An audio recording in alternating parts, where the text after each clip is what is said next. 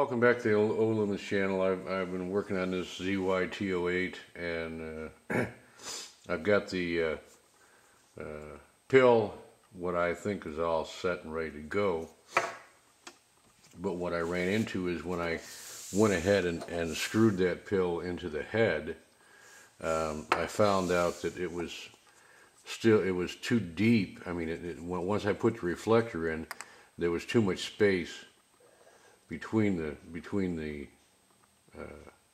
bottom of the reflector and where the LED would sit in. So what I ended up doing is, and I've shown other videos on how I solder a LED to a star and all that, so I didn't bother with that. But I soldered an extra copper plate, copper disc, onto the copper star. Okay. That brings me up where I want, but see, the problem I have with this is on an MTG2, almost every reflector I've tried so far, the reflector needs to basically sit right flat on the star itself in order to get it down low enough where the LED will be as focused as I can get it. Okay, some of them actually need to be farther than that.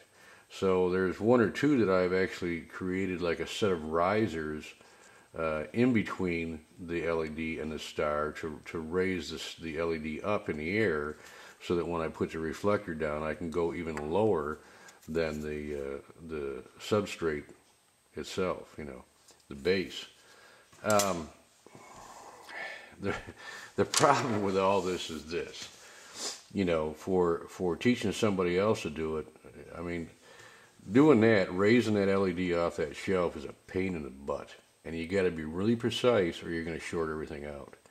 So, all I can say at this point is, until I see one of the ones that has the aluminum reflector in it, I can't tell you a lot. But I can tell you right now, with a plastic reflector, it's not going to have a tight beam. I cannot, if I open that reflector more and try to take it all the way down to the base, there's already zero clearance. Okay, you can see there's hardly anything for wires right now. If I flatten the wires out totally flat, they're still going to touch just a little. And excuse me, I'm sorry. With a plastic reflector, I don't care much. But they're going to keep it from going as deep as I want to go. Okay, so the LED is going to sit here, and the reflector is going to sit like that, just right on top of the substrate.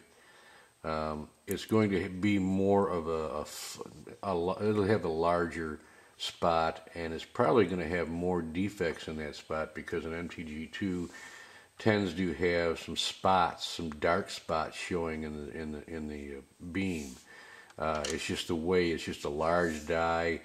It's made with a bunch of like pyramids instead of a flat surface through it, and it tends to not be it's not really designed for a flashlight. You know, it's designed for other purposes. It's designed to spread out the light over a wider area. We're trying to force it to do something it's not supposed to do. So that's the point I'm at right now, and the only thing I can do without doing a massive mod, which I really don't think a lot of people are going to want to or be able to do, is I could take a couple pieces of flat copper, okay, and put them so it extends outwards here to the very edge, not touching, but almost touching this lip. Okay, I could do that, and then the wires would be at the outside edge.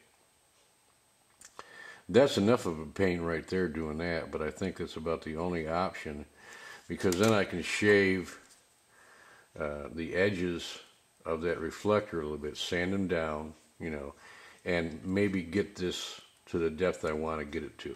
Okay. Anyways, that's the plan. It's going to be one of those things where, you know, some of you guys are just going to say, okay, just do it like this, you know, just do it the way it is and let it go. you're still going to have a nice bright light, but it just won't, I mean, if you're looking for something to throw, it just won't be as much of a thrower as it will be more floody. An MTG2 is not really a thrower anyways, it's just a massive amount of light, so it looks bright as hell no matter what you do with it. So we're not really looking to create a super thrower out of this thing, we're just making a bright light. But anyways, that's what I plan on doing, and I'll show how I did it, and hopefully it'll be a success. Okay, one of the first things I'm going to do here is I'm going to open this reflector up so that it'll fit over top of the square base of that MTG2. There's a lot of different ways to do it. I'm sort of a little bit crazy, so and I don't have everything I need. I have a round file. It's a coarse bastard file, kind of coarse, and I'm just going to take it and go inside of this.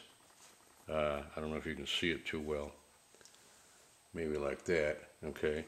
And I'm just going to work it around like that and get it to the size I want it. And I'm going to try to work it around evenly so that the hole comes out, you know, centered all the way around. It takes a little bit of doing to do it, but I just work it around like that until I get it to the diameter I want. And you can see there's some dirt in there and dust, and I'll blow it out. I haven't ever had it chip the coating off yet, so you know, I continue to do it that way because it works.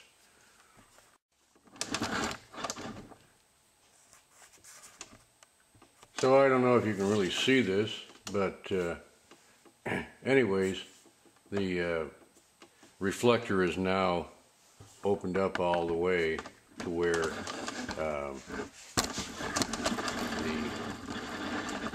and maybe that's a little bit, to where the sits down right around the base of the LED. You can see I'm already rocking. I'm already at those points where the solder is, you know. So next thing is I'm going to go ahead and get these little copper strips made and see if I can make that happen.